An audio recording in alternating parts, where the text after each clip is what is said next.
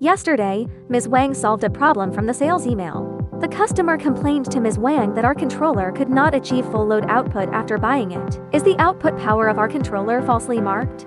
It is very simple to figure out this problem. We can use a multimeter to test the output current value of our controller. Here, Ms. Wang would like to remind everyone that our test operation is dangerous. Everyone must complete the operation under the guidance of a professional electrician.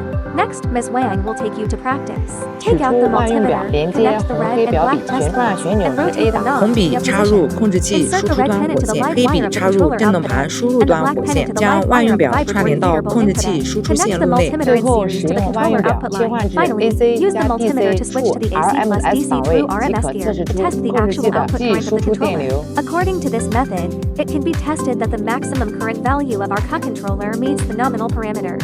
For controllers with substandard output power and false parameters, Ms. Wang would like to remind everyone whether they have bought counterfeit or shoddy products. CUH solemnly promises every customer that all parameters of our factory controllers are 100% in line with the product specifications, and there is absolutely no false labeling. If you encounter any problems when using our controllers, you can comment on Ms. Wang, and Ms. Wang will solve them for you one by one.